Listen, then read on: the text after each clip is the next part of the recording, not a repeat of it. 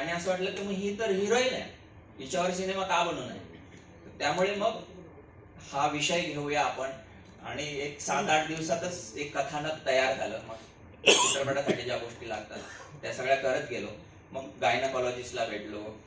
हा जो अशा उपक्रम आहे हा नुसता महाराष्ट्रात नाही, हा देश पातळीवर आहे, म्हणजे राष्ट्रीय स्तरावर आहे. मग तिथल्या काही लोकांना जाऊन भेटलो, शासनाच्या काही मंडळींना भेटलो, अशी सगळी रिसर्च केली. इनफॅक्ट जेव्हा आम्ही शूट करत होतो तर किती 2 आशाताई आमच्या सोबत पूर्ण शूटिंगच्या शेड्यूल मध्ये सोबत होतो आणि एक्सपर्ट म्हणून. आणि जेव्हाही आम्ही तसे सीन्स करायचो तर ते सांगायचे रिंकूला, हे असं नाही, ते बाळ ना असं पकडायचं, किंवा हे इंजेक्शनची माहिती आम्ही अशा पद्धतीने देतो, किंवा पुस्तिका आम्ही अशा देतो. तर त्या सगळ्या गोष्टी अशा अभ्यासाने अनुभवाने घडत गेल्या. आपण नेहमी म्हणतो एक प्रश्न की औषधाची गोळी ती गोड करूनच द्यावी लागते, द्यावी ती पचते.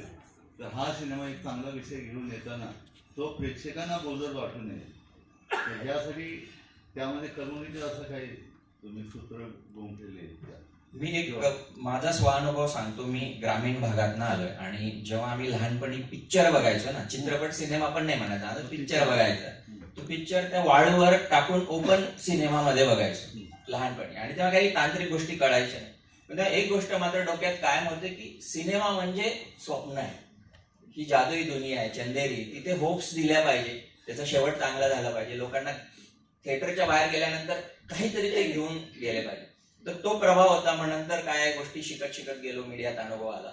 आणि जेव्हा हा चित्रपट पण करायला घेतला ना, तर त्यावेळी ही गोष्ट जाणवली की विषय कुठलाही असू दे, म्हणजे तो सामाजिक असू दे, राजकीय असू दे, काय घ्या, पण लोकांना ती स्वप्न दिसली पाहिजे, लोकांना ती गोष्ट रिलेट झाली पाहिजे, ते त्या दुनियेत गेले पाहिजे. मग त्याच्यासाठी रंजकतेची जोड तर निश्चितच आहे. म्हणजे आपल्या सगळ्यांच्या आयुष्यात गाण्यांचा मोठा भाग आहे प्रत्येक याच्यात, तर ती गाणी पेरली आहेत, काही कॉमेडी सीन्स आहेत. पण म्हणून ते असं ओढून ताणून गणित करून कुठेही नाही केलंय की एक फॉर्म्युला असतो की इतकं झालं की मग असं असं, ते सगळं येत गेलं. आणि खरं तर आपण पण आपल्या दैनंदिन आयुष्यात जर आपण इथनं रिक्षा घेऊन पुणे स्टेशनला जरी गेलो मित्रासोबत, तर काही गोष्टी घडत जातात ना. एखादा विनोद निर्मिती होते, कुठेच काहीतरी धक्का लागला तर भांडण होते.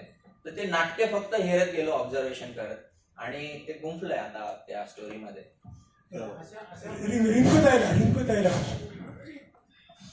रिंकूताई, हा जो पिक्चर हा सोशल थीमवर आहे, तर तुझं इंटेन्शन काय आहे पिक्चर करण्यामागे? तुला नॅशनल अवॉर्ड हवा आहे का? मी अवॉर्डसाठी काम नाही करत. माझं एवढंच होतं की आपण एकाच गावचे, बरोबर, आपल्याकडे खूप आशाताई येतात, त्यांचा संघर्ष आपल्याला माहिती नसतं. आणि पुन्हा तेच मी माझ्या घरातही हे बघितले, तर मला असं वाटलं की ॲक्च्युली त्या खऱ्या आयुष्यातल्या नायिका आहेत, मी तर पडद्यावरची आहे. तर अशा नायिकांना घराघरात पोहोचवण्याची जबाबदारी जर ते माझ्यावरती देत असतील, तर याच्यापेक्षा मोठी भाग्याची गोष्ट काय होती? रिंकूला या वर्षाचा राज्य पुरस्कार मिळाला उत्कृष्ट अभिनेत्री म्हणून. किती पुरस्कार मिळाले? ह्या चित्रपटाला रिंकूला सर्वोत्कृष्ट अभिनेत्री मिळाला आहे, उषाताईंना सहाय्यक अभिनेत्री, मला उत्कृष्ट सामाजिक विषय हाताळणारा दिग्दर्शक, आणि चित्रपटाला उत्कृष्ट सामाजिक चित्रपट. दीपक, अजून एक प्रश्न होता की हा जो पिक्चर सोशल थीमवर आहे, याच्यामध्ये थोडी कॉमेडी, थोडा रोमांस आहे का नाही? कारण प्रोमो बघताना खूप अग्रेसिव्ह वाटलं, डेसिबल लेवल वाढवलं प्रोमो. नाही, सुरुवातीला तुम्ही बघितलं असेल ना, नवऱ्याबद्दलचं तिचं रिलेशन आहे, मालती रोमॅन्टिक आहे ना. तुम्ही सीन्स 3-4 बघितले असतील, परत एकदा आपण निश्चित प्ले करू. परत हलका फुलका पावणं वाढ, डेसिबल लेवल्स वाढतो असं वाटतं. मला असं वाटतं की फक्त ट्रेलर वरून जज नका करू, 19 तारखेला फिल्म बघा, तुम्हाला सगळं त्याच्यात दिसेल. हॅलो रिंकूताई, तुम्हाला एक प्रश्न होता की आज तुम्ही महाराष्ट्राला आणि जनतेला खूप एक दर्जेदार आणि समाजामध्ये हात घालणारे प्रश्नांबद्दल चित्रपट दिले, जसे सैराट असं, त्याच्या माध्यमातून तुम्ही खूप समाजात प्रबोधन केलेलं आहे. तर या पिक्चरमध्ये आशा ही आज सेवाभावी संस्था महाराष्ट्र देशामध्ये पूर्ण सर्वत्र काम करत आहे. तर या पिक्चरमध्ये काम करताना एक महिलाबद्दल तुम्हाला कसं वाटलं, आणि त्यातले जे चॅलेंजिंग विषय होते त्यातले तुम्हाला थोडं आम्हाला प्रकट करत कसे वाटले? महिलांविषयी मला प्रचंड आदर आणि रिस्पेक्ट आहे. इव्हन मला चांगल्या सगळ्या माणसांविषयीच आहे. मला महिला आणि पुरुष असं काही मला पर्सनली तरी नाही आहे. पण जास्त आशा सेविका ह्या आपल्याकडे महिला आहेत. सो मला एवढंच जाणवलं की सामान्य बाई, म्हणजे मी नेहमी म्हणते की निस्वार्थ प्रेम आपल्यावरती फक्त आपली आईच करते. पण मी आशा सेविकांना जेव्हा भेटले आणि बघितलं ना, त्यांना म्हणजे नीट लोक बोलतही नाही तरी ते त्यांच्या मदतीला धावतात. एक ग्लास पाणी विचारत नाही तरीही ते औषधं लांब लांबून त्यांना आणून देतात. तर तसं देव सगळीकडे असू शकत नाही म्हणून आपल्यासाठी आई आहे. तर मला असं वाटतं की तो सगळ्यांना मदत करू शकत नाही म्हणून मला वाटतं की जागोजागी आशा सेविका बनल्या, ज्या जितक्या निस्वार्थ मनाने सगळ्यांची काळजी घेतात. म्हणून मला वाटलं की हे खूप छान आणि सुंदर गोष्ट आहे जी लोकांना कळायला हवी. हॅलो. आशा वर्कर तुम्ही जी भूमिका करताय तर ती शहरी भागातली आहे का ग्रामीण भागातली आहे? कारण दोघांची वेगवेगळ्या पातळ्या आहेत ना आणि समस्या वेगवेगळ्या आहेत. तर तुम्ही या चित्रपटाचा अभ्यास करते वेळेस नेमका कुठला भाग घेतला, ग्रामीणचा का शहरी भागातला? तुम्हीच उत्तर द्या. ग्रामीण भागातली आशा सेविका आहे आणि पूर्ण आमची फिल्मच ग्रामीण भागातली आहे, शहरी नाहीये. अभ्यास मी नाही केला, अभ्यास दिग्दर्शकांनी केलाय. आशा त्यांनी कागदावरती लिहिली आहे, आजूबाजूचे पात्र सगळे त्यांनी रेखाटलेत. माझं काम एवढंच होतं की जी मालती त्यांनी लिहिली आहे ती जशी आहे तशी मला प्रेक्षकांसमोर आणायची होती. तर मालती काय पद्धतीने काम करू शकते याच्यावरती मी फक्त त्यांच्यासोबत बोलले. बाकी पूर्ण फिल्म आणि मालती आशा सेविका त्यांच्याच आहेत.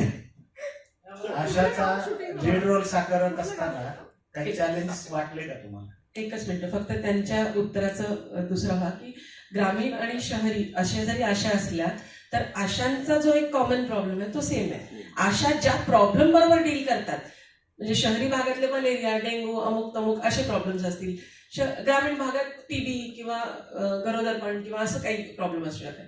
तर त्यांच्या त्या ज्या प्रॉब्लेमला सॉल्व्ह करतात ते त्याच्यात फरक आहे. पण आशांचा जर युनिव्हर्स पकडला तर ब्रॉडली जो प्रॉब्लेम आहे तो आपण सर्व प्रॉब्लेम म्हणजे त्याला आपण हाताळण्याचा प्रयत्न केला.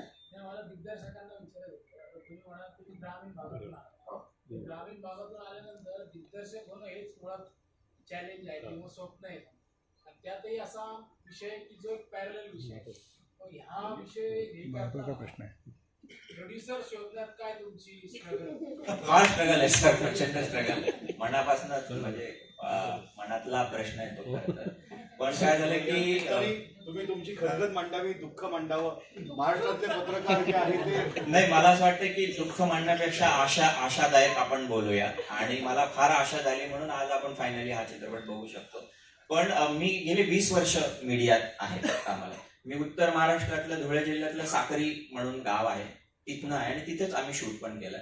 पण गेली 20 वर्ष झी टीव्ही, स्टार, सोनी सोडून सगळ्या चॅनलला काम केलेलं आहे रेडिओ म्हणून. तर त्यामुळे थोडंसं काय होतं की क्राफ्ट समजून घेतलं. ह्या गोष्टी आधी आम्ही जाहिराती करायचो 30 सेकंद, 1 मिनिट, मग सिरियल केली. मग आता कळलं की आपण मोठा सिनेमा बनवू शकतो, त्यामुळे तो सिनेमा बनवलाय.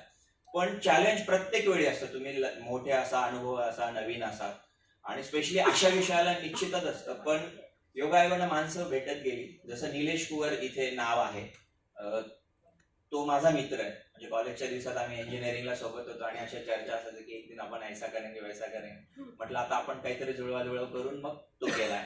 आणि मला सांगायला आनंद होतो, योगायोगाने आम्ही दोघेही नवरा बायको आहोत, या प्राध्यापिका आहेत विद्यापीठात.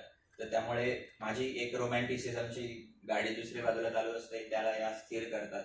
तर त्यामुळे निर्मात्या म्हणून त्याही आल्या, त्यामुळे ते पैशाचं गणित थोडंसं सांभाळता आलं, बॅलन्स करता आला. आणि चित्रपट निर्माण झाल्यानंतर एक चॅलेंज असतं की तो जगासमोर पोहोचायचा. त्यासाठी तुम्हाला मोठ्या कॉर्पोरेटची मदत लागते. आणि मग मुरली सर आणि पॅनोरमा सगळा स्टुडिओ तो समोर आला आणि आज तुमच्या समोर आहेत. पण अडचणी आहेत त्या येतच राहणार. मला या अँगलने विचारायचं होतं की तुम्ही आता हा असा विषय घेऊन कुठल्याही प्रोड्युसरकडे गेला की प्रोड्युसरची गणित त्याची ठरलेली असते, तुम्हाला याच्यातून कसा पैसा मिळेल, बरोबर? तर तुम्ही अशा किती प्रोड्युसरला ही स्टोरी पिच केली आणि किती प्रोड्युसर आहेत ज्यांनी मान्य केली?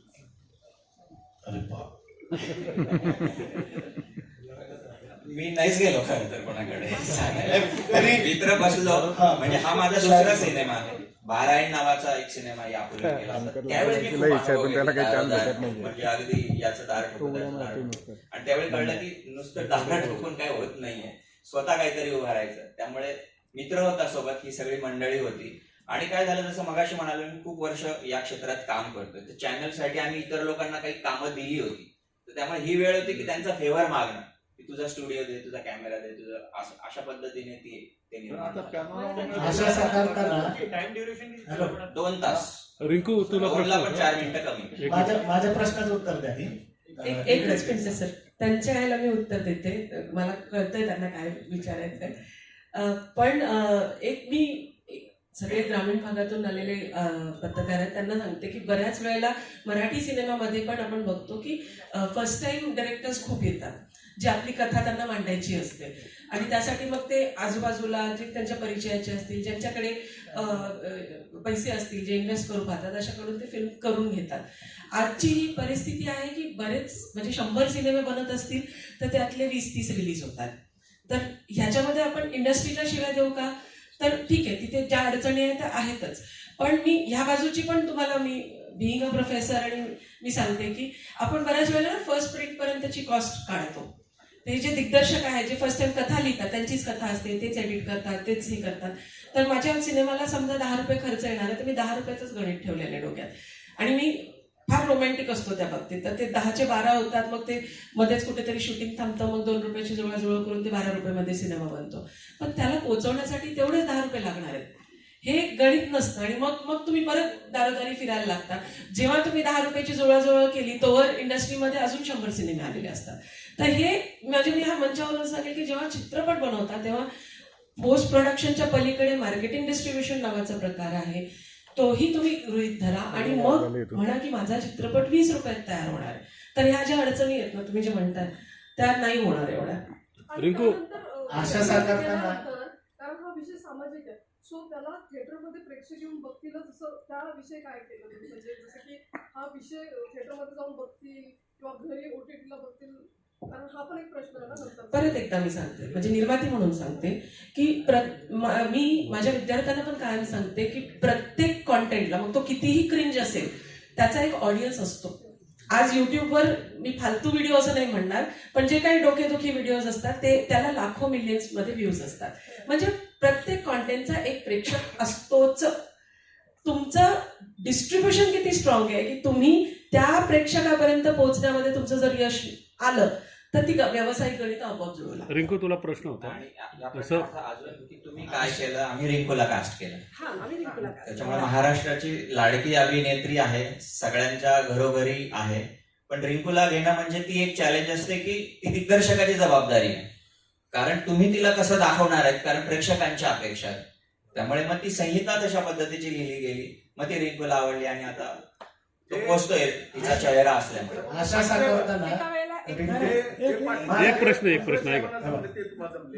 नाही मुंदळे साहेबांना जे जमलं ते तुम्हाला जमलेलं आहे, कारण मुंदळे साहेबांनी रिंकूच्या रूपानं, सैराटच्या रूपाने चांगल्या अभिनेत्री मराठी चित्रपट सृष्टीला दिली.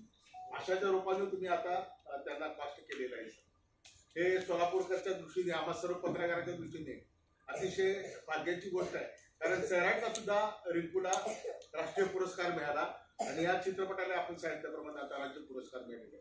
ही कौतुकास्पद गोष्ट आहे, याबद्दल सर्वांनी टाळावं. सैराटचा सर, आतापर्यंत ऐकलेला सगळ्यात भारी फार आनंद. फक्त रिंकूच सुरू, दुसरं कोणीच करू शकत नाही. त्याच्यामध्ये जे अग्रेसिव्हनेस आहे ना सैराटमध्ये, कोणच नाही. आशा साकारताना रिंकूला काही चॅलेंजिंग वाटलं का असं? नाही, एक माझा नॅशनल अवॉर्ड हे माझा ऍड केलं ना, त्याला नॅशनल अवॉर्ड नॅशनल मिळणार ना सर, मिळणार सर. रिंकू, एक प्रश्न होता. रिंकूसाठी माझा प्रश्न आहे, समोर मुळामध्ये कसं आहे, एकच मिनिट मी येते. महत्वाचा प्रश्न आहे. लीड रोल साकारताना तुम्हाला काही दडपण होतं का? आणि अकलूज पासून ते आशापर्यंतचा हा जो प्रवास आहे, तर त्याच्याविषयी थोडस सांगा. दडपण नाही नाही येत मला कधीच प्रमुख भूमिका करताना. मला नेहमी असं वाटतं की कुठली तरी जबाबदारी घेऊन मी काम करते आणि ती व्यवस्थितरित्या माझ्याकडून पार पडली पाहिजे. त्याला कुठे धक्का लागता कामा नये. ती तितकीच सुंदर लोकांसमोर आणावी. आणि अकलूज ते आशाचा प्रवास म्हणजे अकलूजमध्येच कितीतरी आशा आहेत. सो मला वाटतं की काय छान आहे की लोकांचे इतकं आशीर्वाद मिळतात आणि प्रेम मिळतं. अजून काय हवं. सैराटचा विषय निघाला. कथा कोणी लिहिली? सैराटचा विषय ऐका ना, सरांनी सैराटचा विषय निघालाय. तर सैराटमध्ये तुम्ही सर्व वाहन चालवले आणि या पिक्चरमध्ये सायकल प्रमोशन केलेलं आहे, तर त्याबद्दल प्रमोशनच आहे. सैराटमध्ये मी नाहीत वाहनं चालवली. मी नेहमी म्हणते सैराटमध्ये वाहनं चालवणारी आर्ची होते आणि ह्याच्यामध्ये सायकलीवरून जाणारी मी नाहीये, ती मालती आहे. त्याच्यामुळे ह्या दोन खूप वेगळ्या भूमिका आहेत. अर्थात चेहरा फक्त माझा आहे, त्याच्यामुळे त्यांना मिक्स नका करू. त्या बायका त्या इंडिव्हिज्युअल लेवलला खूप वेगवेगळ्या आहेत. त्याच्यामुळे ओके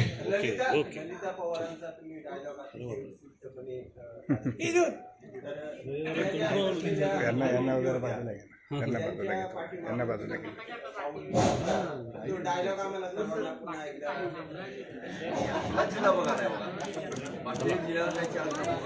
एक शेवटचे 2-3 प्रश्न आपण घेतो. एक शेवटचे 2-3 प्रश्न कंबाईन करून एखादा असा विचार म्हणजे त्यात सगळ्या प्रश्नांची प्रश्न. बरं थांबा, त्यांना एक लाईन ऐकायची. एक मिनिट, इकडे बघा मॅडम, इकडे बघा. कुठं हे रिंकून आहे, हे मालतीचं म्हणणं आहे. मी एक पिक्चर पाहिला होता, त्याच्यात हे मवानी ललिता पवारला असंच मारून टाकतील. बाबा बढिया. प्रश्न विचारा. प्रश्न सर.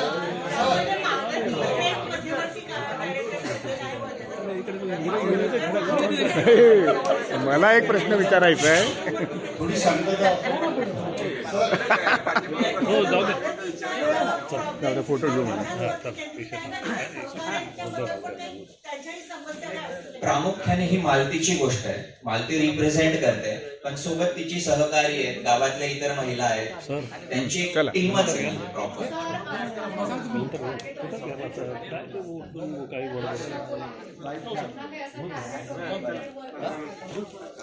निश्चितच असतं. फोटो घ्या बरं का पटकन. सर शेवटचा प्रश्न घ्या आता. नंतर देखील हो टार्गेट ओरिएंटेड असतं. इनफॅक्ट त्यांना जे असाइनमेंट दिले असतात त्यानुसार त्यांचं पेमेंट ठरतं. म्हणजे एक प्राथमिक रक्कम फिक्स असते, पण त्या उपर जर त्यांनी इतक्या गरोदर महिलांना हॉस्पिटलमध्ये नेलं, इतक्या डिलिव्हरीज केल्या, त्या दृष्टीने मग तसं ते पैसे मिळतात. मगाशी सीन त्या दुकानदाराकडून ती उधार पैसे घेतो आणि जेव्हा ते पेमेंट मिळतं मग तो परत देतो. त्या गोष्टी आहेत. शूटिंग चालू आहे. धुळे जिल्ह्यातल्या साक्री तालुका आहे आणि तिच्यात 4-5 गावं मिळून आम्ही चित्रपटातलं एक गाव बनवलंय आणि तिथे जवळपास 100 वर्ष जुनी लाकडी घरं आहेत एकामागे. त्यामुळे हे पहिल्यांदा होते की हे दृश्य म्हणजे आपण कोकण आणि पश्चिम महाराष्ट्रातले गाव बघितलंय. पहिल्यांदा हे उत्तर महाराष्ट्रातलं एक गाव आपल्याला दिसणार आहे. या सिनेमात 2 गाणी आहेत. अरे जा तू. शेवटचा प्रश्न आता. अरे नंतर तुम्ही तू शेवट. गप्पांमध्ये विचारू. शेवटचा प्रश्न आहे माझा. शेवट एक मिनिट. सगळं मिळून विचार. आशाच्या माध्यमातून स्त्रीच्या कथा आणि व्यथा मांडताना, समाजाचं रंजन करत असताना दृष्टीच्या कोणत्या बाजूला अंजन घालण्याचा प्रयत्न केला? क्या बात आहे, क्या बात आहे. खूप छान प्रश्न. प्लस तुम्हाला बघून अशोक कुमार साहेबांची आठवण. अंजन वगैरे नाही सर, खूप सहज पद्धतीने प्रयत्न केला आणि ना बाईची बाजू घेतली ना पुरुषाची, बॅलन्स साधण्याचा प्रयत्न केला. आणि मला असं नेहमी वाटत असतं की संसाराचा गाडा चालवत असताना ते दोन्ही इक्वल असलं पाहिजे तरच ते पुढे जातं. त्यामुळे बऱ्याचदा लोकांना असं वाटतं की हा स्त्री सेंट्रिक सिनेमा आहे म्हणून हे काहीतरी स्त्रियांना घेऊनच काहीतरी वेगळं कमेंट करताय आणि मग पुरुषांना कमी दाखवायचा प्रयत्न होतोय का, तर तसं अजिबात नाहीये. त्याप्रमाणे फक्त मालतीची काही स्वप्न आहेत, तिला काहीतरी करून दाखवायचं आहे, पण सोबतच तिने ऍज अ पत्नी म्हणून आपल्या नवऱ्याला कन्व्हिन्स केलंय, आपल्या सासू सासऱ्याला कन्व्हिन्स केलंय. आणि सासूची जी नोकझोक आहे ना ती तेवढ्याच पद्धतीची, ती काय फार अशी खरंच ती ललिता पवार सारखं मारून टाकणार नाही. तर ती बॅलन्स साधण्याचा प्रयत्न. अरे बस जाऊन दे. अनौपचारिक गप्पांमध्ये विचारा, पण एक क्लोजिंग कमेंट मी नंतर आपल्यामध्ये ते असणार आहे, तेव्हा तुम्ही त्यांच्याशी बोलू शकता, कारण थोडीशी वेळ पाळणं फार गरजेचं आहे. सो मला आशा आहे की तुम्ही तुमच्या माध्यमातून या सिनेमाला नक्कीच प्रसिद्धी द्याल. म्हणजे ती रिलीज पूर्वी, प्रदर्शनापूर्वी आणि प्रदर्शनानंतर सुद्धा. फक्त क्लोजिंग कमेंट करताना मी एवढंच बोलतो की बाई अडली आहे म्हणूनच ती नडली आहे. जेव्हा ती नडली आहे तेव्हा भल्या भल्यांनी गुंडाळलाय गाशा. समाजाची स्थिती बदलणारी ब्लू प्रिंट रिलीज होती 19 डिसेंबरला. नाव तिचं आशा. तर तुम्ही पाहायला विसरू नका हा सिनेमा. अर्थात प्रीमियरचं आमंत्रण आवडतं घ्या. तुमची करणार नाही निराश. तर पुन्हा एकदा घ्या आता आवडतं. जा ना तू. जा ना. आणि उपस्थित सगळ्यांना तुमचे मनपूर्वक आभार. कोणीही जेवल्याशिवाय जाऊ नये. धन्यवाद. एक ग्रुप फोटो घेऊया. मॅडम सेंटरमध्ये थोडं सेंटरमध्ये ये ना पुढे.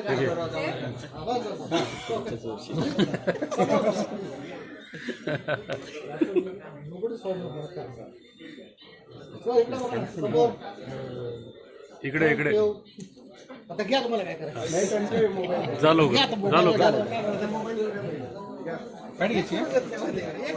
अरे अरे अरे अरे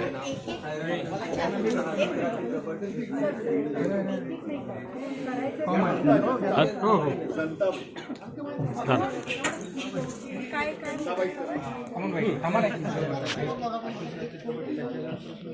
चल राहुल.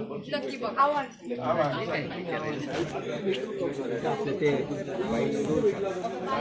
दरे की बस. नमस्कार, मी टिंकू राजपूत. 19 डिसेंबरला माझा आशा नावाचा सिनेमा येतो, ज्याच्यामध्ये मी मालतीचं कॅरेक्टर केलं आहे. तर मला आशा आहे की हा सिनेमा तुम्हाला नक्की आवडेल. तर प्लीज जवळच्या सिनेमागृहात सांगा.